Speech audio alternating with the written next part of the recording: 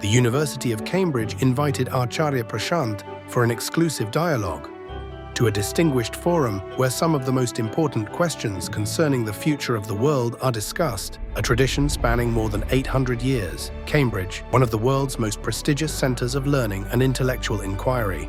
It is a stage that has hosted influential voices such as Winston Churchill, Theodore Roosevelt, and Stephen Hawking. So it's not about doing something more. That's why all these 30 COPs have failed. At a time when the world is grappling with war, climate change, and growing human unrest, the Cambridge Union invited Acharya Prashant, a leading voice of Advaita Vedanta from India, for a special conversation.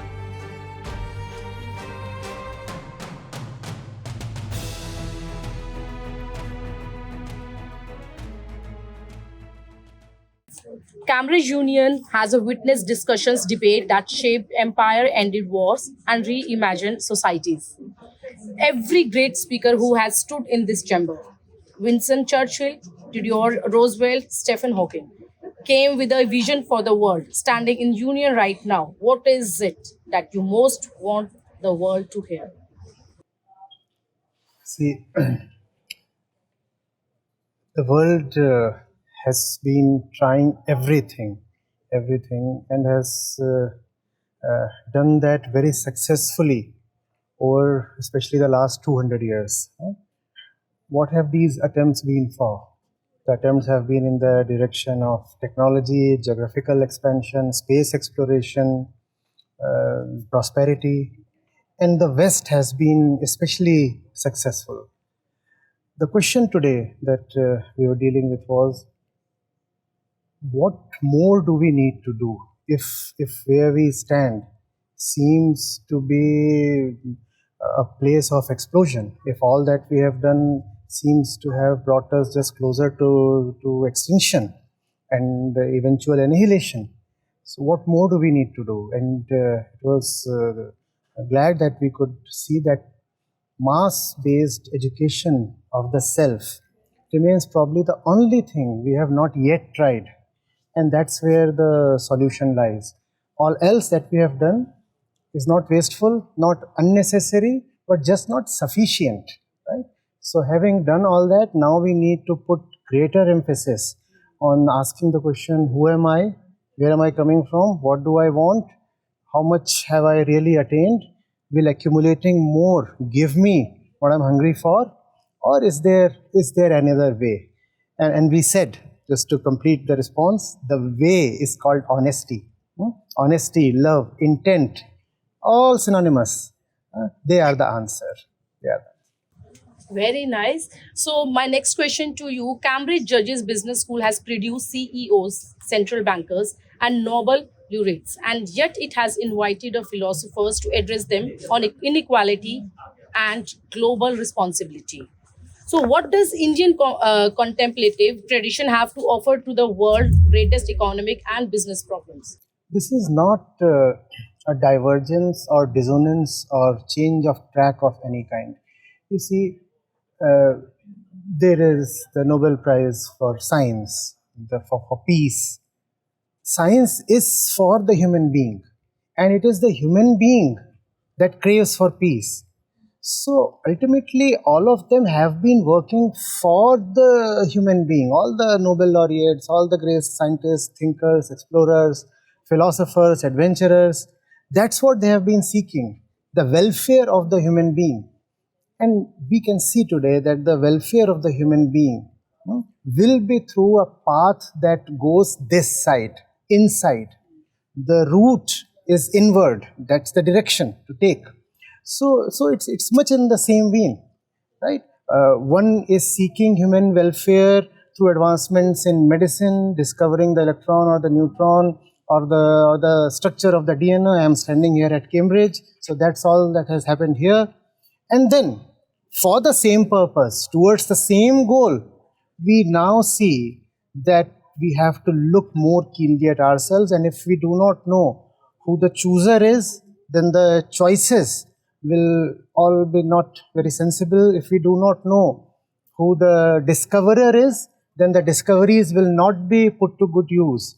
If we do not know who the inventor is, then the inventions can turn destructive. So the spotlight has to be put back on the self, because that's the place from where it all begins, and that's the place for which all of it happens. That's the beginning and the end. So it's much in the same direction. I totally agree with you. Cambridge has been an incubator of science and technology and has produced immeasurable Nobel laureates. In context of the current heat waves in India, do you think technology holds the solution? Not really, because and we talked of it in the interaction we had today. You see, technology is for the sake of efficiency, right? How can I do more of what I want by putting in less of what I have to, right? Technology is about improving the output by input ratio, right? The thing is, in spite of what technology can give to me, I'll keep wanting more and more. This is not just rhetorical. This is evidence-based. There is empirical proof, right? The car that we have today, this automobile is far more efficient than the one that we had in 70s or 80s. Does that mean that overall emissions have gone down? No. And we are relating all that to the heat wave we are experiencing in India. Even in London. London was having a particularly unusual heat wave 3 days back. So when we talk of heat waves, obviously we are talking of carbon. We must understand that if there is carbon dioxide in the air, the fire that is producing that carbon is within the human being. Now we are counting the soot up there and we are saying 280 ppm, now 430 ppm, without detecting the source of the fire. The fire is here in the human ego, in the unexamined human center.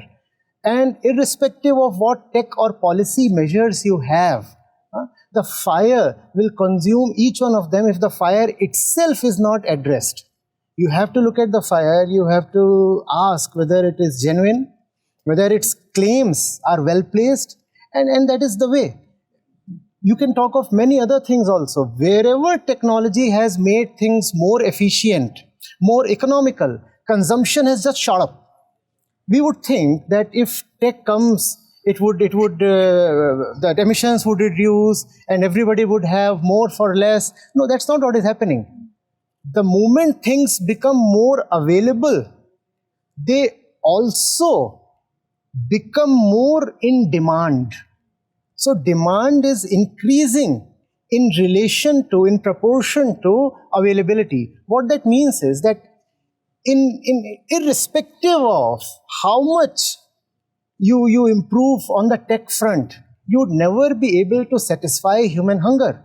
And that these two things taken together mean that emissions will keep shooting up and heat waves will become more intense and more frequent. So if we want to address heat waves, if we want to address the entire spectacle of the climate catastrophe, then we'll have to look at the human center. Just tech or policy measures won't work out. Policy makers are leaders. Leaders are chosen by the voters. The voters are the consumers, the end consumers of everything that produces carbon. So why will the voter, who is the consumer, who is also the emitter, put a person at top who will enact a policy that will suppress his consumption? So tech won't work, policy also won't work. It is mass-based education of the self alone that's going to work. Thank you so much. Welcome. Just download the Acharya Prashant app, and there you go to the community section, and you have live testimonials streaming in at the rate of 1 every 5 minutes. I'm seeing lives change in thousands, if not millions, every day in front of my own eyes. We are doing it. Right. We have actually done it. Join the community of more than 2 lakh participants on the Acharya Prashant app. Your first month is completely free. You'll get full access to Gita Mission. On the app, you will get regular live sessions, daily exclusive conversations with Acharya Prashant, access to the vibrant Gita community, wisdom exams, curated news, audiobooks, quotes, and much more. Search Acharya Prashant on Google Play Store or Apple App Store and download now.